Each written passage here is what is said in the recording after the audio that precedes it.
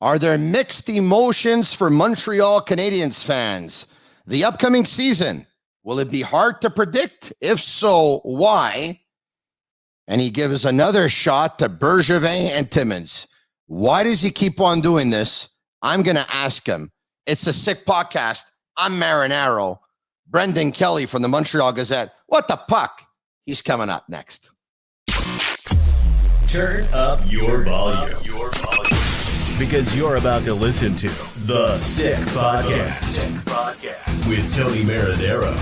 The sickest Montreal Canadiens podcast. And now a 24th Stanley Cup banner will hang from the rafters of the famous Forum in Montreal. The Canadiens win the Stanley Cup. Sports entertainment like no other. Brought to you by 8.6 Beer, intense by nature, and La Cage.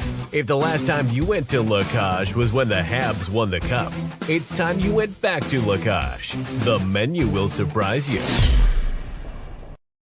Marinaro, the Sick Podcast, brought to you by 8.6 Beer, intense by nature. The beer for those who follow their instinct and live their passions in order to make their mark. And La Cage. If the last time you went to La Cage was when the Habs won the cup, it's time you go back to La Cage. The menu will surprise you. You're probably going to be going to one of the next 2 or 3 Laval Rocket games at Place Belle in Laval, and go to La Cage before the game. Joining me today to talk about an article that he published in the Montreal Gazette newspaper. He's What the Puck, Brendan Kelly. What's going on? Everything's going on, Tony. What's going on with you? Hey, look at this. We even got your Twitter handle up, Brendan Showbiz. Look at that. Are we advanced there or what? Huh? Drive some traffic there, baby. Come on. Yeah. I need that. I'm not a celebrity like you. I need a little help. A celebrity? I mean, when was the last time I was in the news besides the last 10 days? Yeah, that's it. I mean, that's all anyone's talking about. What's going on with Marinaro? Oh, there's nothing going on. Marinaro's never been better. All right, okay. You caught my attention, of course, with your piece in the Montreal Gazette. Why don't we actually bring it up here on the screen if you can, because some are going to be watching us, of course, and you can watch us on YouTube. Subscribe to our YouTube channel. It's absolutely free. There you have your tweet from Tuesday. Habs fans have mixed emotions these days. We all like the new managers better than the old managers. The bar was pretty low, but many of us think it's going to be a tough slog and fear fans will lose their patience. What the puck? Okay, so, mixed emotions. What are we talking about here? We're talking about the Rolling Stones or what? Remember that? Yeah, hey, that's part of my playlist. It was one of the last good Rolling Stones songs, actually. I think from the 80s, from the Steel Wheels album, Mixed Emotions. Yeah. But you know what? That's what the fans... Do you remember that song, right? Do you know the lyrics? Because it's in my playlist, and when I go in my truck every day and I go on these long drives, I listen to my playlist, and I listen to this song all the time. Do you know the words? No. Button your lip, baby. Button your coat. Let's go out dancing. Go for the throat. Let's bury the hatchet and wipe out the past and make love together. Stay on the path. You're not the only one with mixed emotions. You're not the only ship adrift on this ocean. That's all I know, by the way. No, that's pretty good. You know what? I remember that song. It was the late 80s. It was just the Steel Wheels tour was the time they played the Olympic Stadium. Remember that? All right. 1989. Okay. So listen, you have a habit of complaining. Here we are. It's like the first week of June or the first 10 days of June or whatever it is. I'm not even keeping track. It doesn't matter. I mean, I'm off for the summer, so the date doesn't really matter. But what are you complaining about now? What? What? Life is going to hell in a handbasket, Tony. I'm not complaining. What are you talking about? I'm saying Habs fans are feeling mixed emotions. No, but seriously, some guy tweeted, he might have been Tony Marinaro, who said, if the future of the Habs is the New York Rangers, I'm fine with this future. And it's like, you know what? We're not the New York Rangers. The New York Rangers. I said if. I tweeted if. Forget that. You know, if I mean, it's like, if this Rangers team is what the Canadians will look like in 3 or 4 years from now, I'm okay with that. And I know some people are going to say, well, you know, you're not going to be able to sign a Panarin and you're not going to be able to sign a Fox. And clearly, Jeff Gordon had that luxury. But if they keep on treating people the way they're treating them, and it seems like they're treating them pretty well, and the lines of communication are open, it leads you to believe that the Montreal Canadiens will sign maybe more free agents going forward than they have in the last 5, 10, 15, 20 years. Don't you think? yeah, well, I don't know. I mean, we've had a historic problem of signing free agents. My point with that only was that, are we getting a player, like, are we going to sign a free agent of the caliber of Panarin? Are we? We don't know. Of course we're not. We don't know. We're not. No, we're not. No, we're not. You don't think know we that. are? Hold on. You actually, no, but hang on a sec, Tony. Do you think right now, right here, like early June, that we're going to sign this summer a free agent of the caliber of Panarin? Do you think that? Hold on a second. No, do you? I'm going to answer that. You're like a politician. I'm going to answer that. Okay. We don't know what people are thinking. I do. No, we don't know what people are thinking. Oh, really? So if someone 2 weeks ago would have predicted my future, would you have known that? Would you have said yes? I knew, but I mean, not many knew. I mean, no, you didn't know. But anyway, hold on a second. We don't know. How about Johnny Gaudreau probably wants to play for the Montreal Canadiens. Now, doubt it. Do I think they're going to sign Johnny Hockey? Not really, but I don't know how much Johnny Hockey loves Marty St. Louis. I don't know how much he loves the city of Montreal. I don't know how much he loves the Montreal Canadiens. I don't know if he's out of love in Calgary or in where he is. I don't know if he wants a change in his life. So how do we know who's going to sign and who's not going to sign? If they sign a Johnny Hockey. This is what we do for a living, is we speculate about stuff. And I can tell you right now, and what I was going to get to is, I'll bet you $100 they won't sign a free agent of the caliber of Panarin. I mean, they're not going to. So they're not going to get him. They're not going to get a goalie like the goalie that the Rangers have. They're not going to get, suddenly Jonathan Drouin is going to start scoring 52 goals the way Chris Kreider. I mean, like, New York, it was a perfect storm, right? They got all of these things together. So my point in the column really was just that I'm not downbeat. I'm told, because everything I've written since Gorton and Hughes have come on is super positive, right? I like these guys. They're moving the right. Look, the first time I could have come on with Stu Cowan. You just didn't like Marc Bergevin. That's it. Well, did you like him? You think he did a good job? Well, he had his good moves and he had his bad moves, but I liked him personally. Yeah, I think he liked me too. He did like you. No, I mean, he was. Who did he talk to? Those were he talk to on that radio station that must not be named? I mean, right? He would talk to Tony. I haven't got an interview since I actually interviewed Marc Bergevin, so I don't think I've interviewed anyone with the Montreal Canadiens since, which would be nice. I mean, the point is, people are like, you hate Marc Bergevin. Look at this team. The guy, it's a total and utter disaster, obviously. And now all of the other sports journalists agree, but I was the only one howling alone in the wilderness for 9 years saying it was a disaster. I'll tell you what his strength was. Positive about Gorton and Hughes. All I'm saying in the column today is, it might not work. It might not work. It's going to be very, very hard. And one of the biggest problems is Carey Price and those terrible contracts that signed, Marc Bergevin, right? So it's not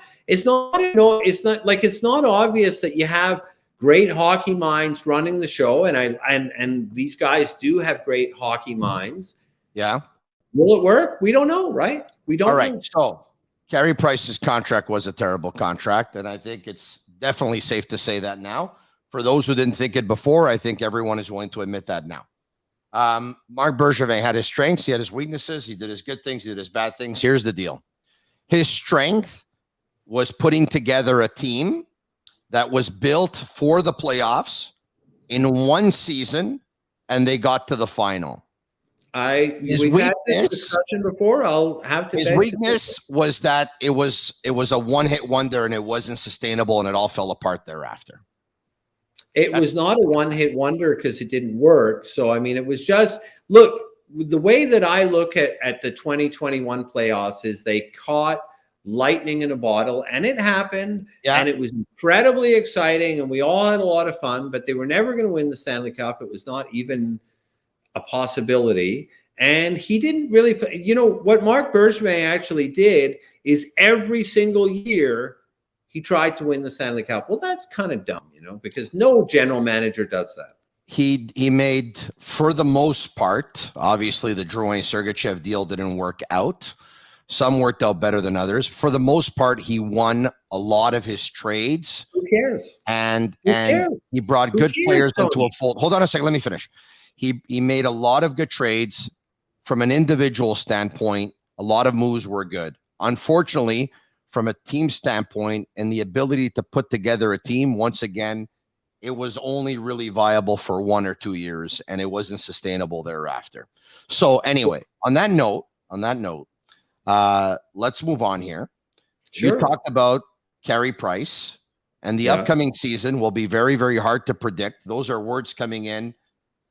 Basically, Kent Hughes was asked about, you know, what the upcoming season will look like, and he can't really answer it until there's clarity on the Carey Price situation. Arpon Basu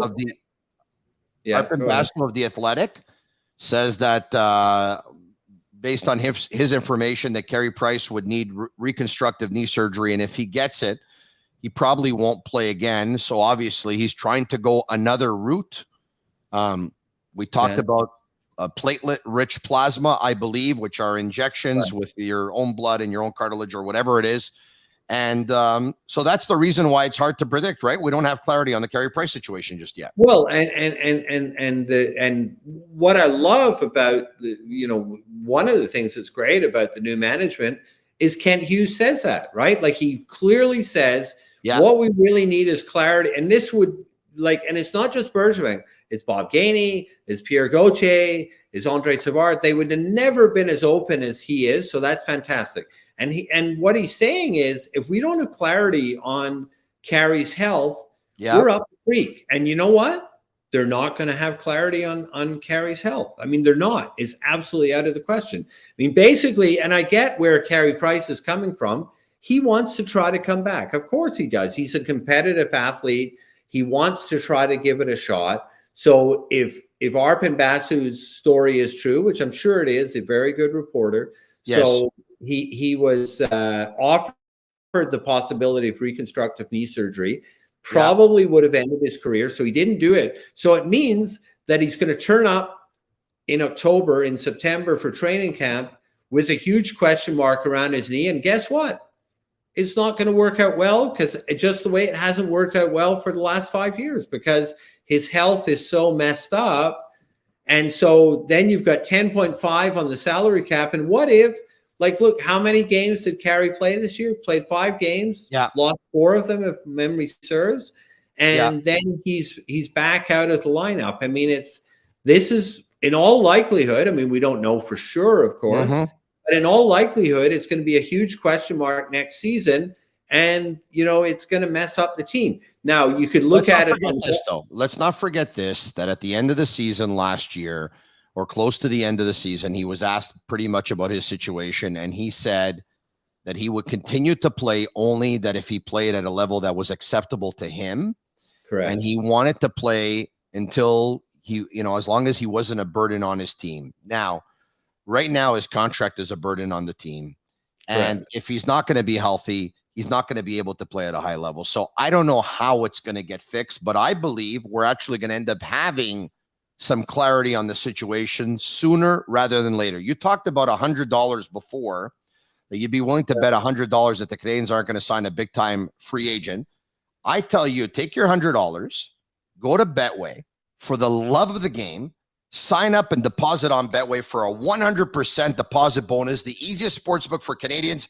E-transfers are accepted. I don't know if you can bet on if the Canadians are going to sign a free agent or not, but clearly you'll be able to find the bet. All right, okay. So I read your piece in the Montreal Gazette, What the puck? And you had to give another shot to Bergevin and Timmins talking about the draft, and thank God they're not going to be there. Well, I mean, the proof's in the pudding. I mean, this is what happened. Jeff Molson, when he fired those two guys, along with my close friend Paul Wilson, he said explicitly one of the problems was that they blew 2 number 3 draft picks, and they did, right? I mean, this is a fact, I believe. I mean, it's we can't say that Galchenyuk or Kotkaniemi worked out, and a number 3 pick is a pretty friggin' good pick to get. Yeah. And so they blew it. And personally, I never understood the Timmins story. And I know there are various journalists out there who did cartwheels to defend this guy.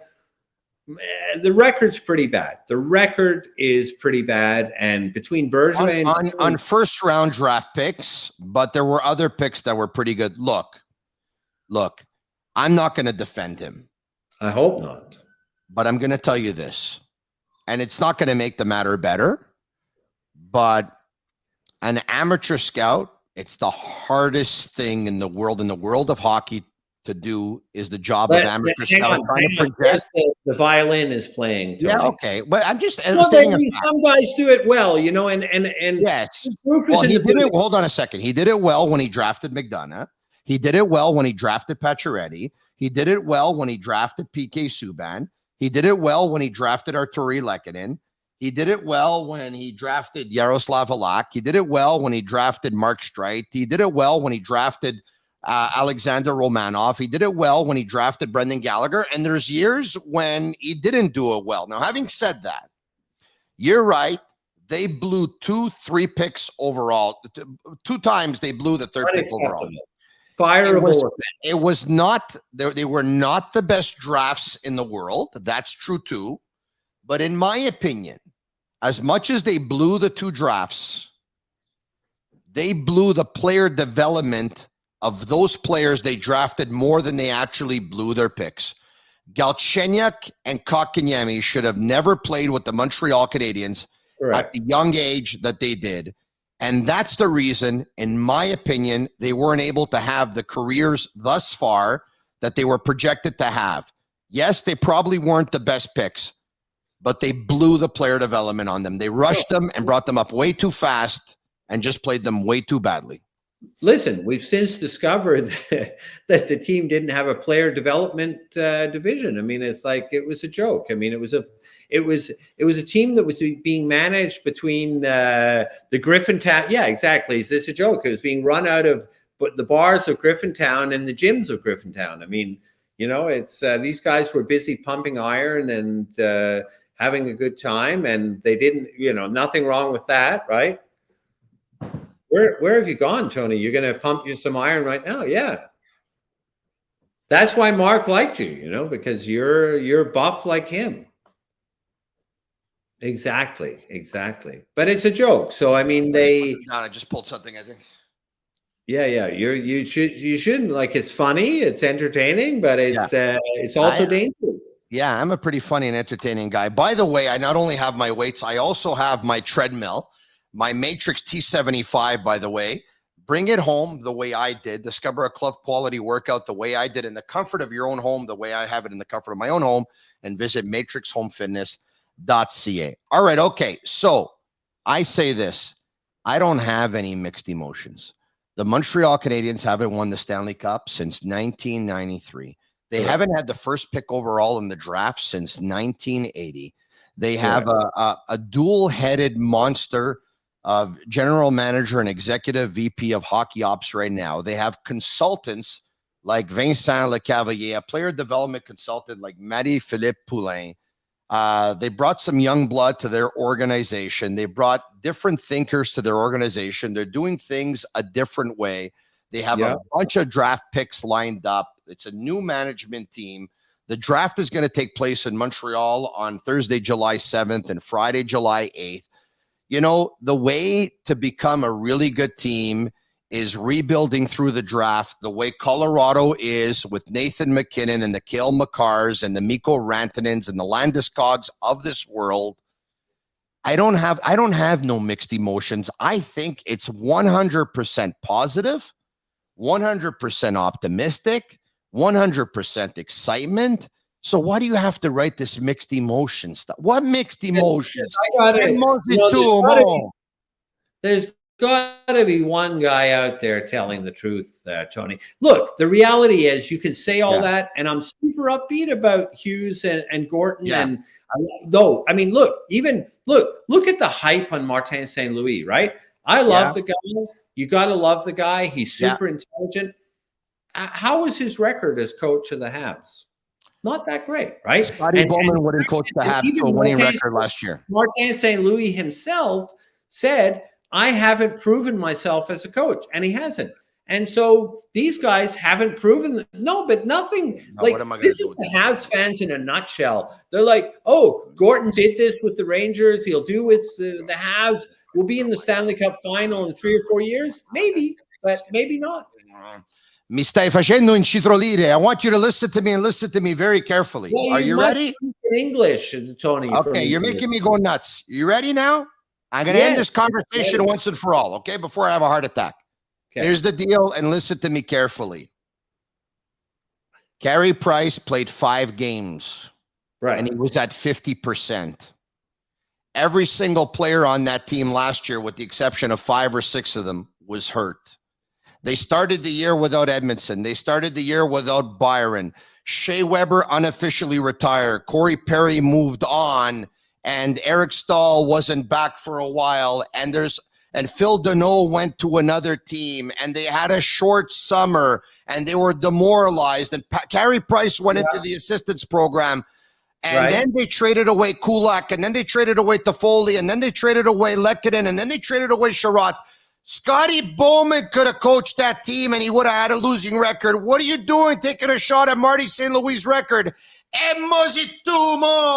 Oh my God. I mean, I it's not enough to say I love Marty St. Louis. Like the fact is they had I love Marty St. Louis, and then you take a shot at his record. Brendan. Someone's got to throw a few rocks, you know. I mean, the reality is Dominique Ducharme, maybe the worst coach in the entire history of. And now we're going to Dominique Ducharme. He's giving a shot to Dominique Ducharme. Well, Brendan, you like him? Listen to me carefully. Roses are red. Violets are blue. Right. I go to bed. And Mosey too. So you think Martin St. Louis is a great coach? I think that Al Arbor, Scotty Bowman, and the late Dick Irvin Sr., they all could have coached that team at the same time, and they weren't going to get better results. Right, but what's your point? I mean, you're actually agreeing with me, Tony. So what you're saying is they're a better team than what we saw as the results, and so they'll finish 25th next year, and it's going to be really rough. That was the point of my column. They're not going to get Bedard. Are we agreed on that, right? They're not going to finish 32nd again. So they're going to finish 25th. They're going to have a crappy season. Have you watched Cale Makar in the playoffs? I have seen him, yeah. He's the most impressive offensive defenseman since Paul Coffey. Okay? Do we have a guy like that? Hold on a second. Colorado got him where? They got him 4th. And they got McKinnon at number 1. And now what? You want the Canadians to draft 1st overall 1 year and then all of a sudden patch the team so they ended up missing the playoffs and finishing 10th and end up drafting with the 20th pick overall? That's not how you get better. You need to be at the bottom or near the bottom. Well, you want to tank years in a row at least. No, but yes, hang on. Yes. Is that what you want to do? Yes. Well, I've got some friggin' bad news for you. What is it? They're not doing that. They're not doing that. They've said that. You should actually follow their press conferences. They're not tanking for Bedard. They're going to go out and get free agents, and they're going to try to be a good team because they know Montreal fans are the worst fans in terms of the lack of patience. And so they're not going to finish last. Well, if that's the deal, and that's what they're going to do, the fans better smarten up because fans that want them to turn this thing around right away, fans that want them to turn this thing around right away, they're not very logical fans. No, all right. Have you met many logical Habs fans? Pittsburgh drafted Fleury at 1, Crosby at 1, Stahl at 2, Malkin at 2. They won 3 cups. Okay, but Washington do you think drafted they're gonna Ovechkin finish- at 1 and Backstrom at 4. Colorado drafted McKinnon at 1 and McCarr at 4. No, but listen, Tony, do you really think that Montreal is going to finish bottom 3 next year? Bottom 5. I don't think so. Well, we don't know because we don't know what they're going to do at the draft, and we don't know what they're going to do in free agency. Of course, we don't know, and we don't know. So they're going to say they draft Shane Wright. They'll probably play Shane Wright. Will he be very good? Probably not right away. Right? It'll take him some time, but the indications are they're going to go for some free agents. They're going to try to win. Okay, so we'll end it with this. Tony Marinaro wants them to finish last or second last or third last next season. All right, because I think. Fantastic. Well, if you want it, that's what's going to happen, right? I think if they do that, the next 10 years are going to be a lot better than the next 10 years if they end up finishing, 15th or 20th. Right. Not going to happen. Yeah. I want you to do this. Tell your friends about this podcast. Tell them they can follow it on Facebook. They can follow it on Instagram. They can follow it on Twitter at The Sick Podcast and subscribe to our YouTube channel. You want to know why? No, I would love to know why. Because this podcast, like me and you, is sick. So you're going to be with my buddy Jean-Charles. This is actually happening. On TV? Yeah. Yes. Radio? As a collaborator on TVA Sports. That's fantastic. I love Jean-Charles. I'm having dinner with him tomorrow night. Is that right? Yeah. Where? Are you serious or what? I tell you, you'll show up. No, but are you serious? A pizzeria in Rosemont. True story. Okay, that's nice. Good. Yeah. So, I mean, I'll be a collaborator on his TV show. I'm going to ask him. I'm going to get the dirt on you, man. Well, there's no dirt, but I mean that's official. I mean, I think they made it official. TVA Sports. Fantastic. Congratulations. That's super cool. Thank you very much. Show. I think he's great. Yeah. And what about the radio show? Is it not confirmed? I don't know. I can't answer that. We'll talk. I love it when I think I've asked more questions than you tonight, Tony. We'll talk soon. Cheers. All right. Hey, thank you. There you have it. Brendan Kelly. I'm Marinaro, The Sick Podcast. And that's a wrap. Hope you don't miss us too much until next time. Follow The Sick Podcast with Tony Marinaro on YouTube, Instagram, Facebook, Google Play, and Apple Podcasts. The Sick Podcast is brought to you by 8.6, Intense by Nature, and La Cage. If the last time you went to La Cage was when the Habs won the cup, it's time you went back to La Cage. The menu will surprise you.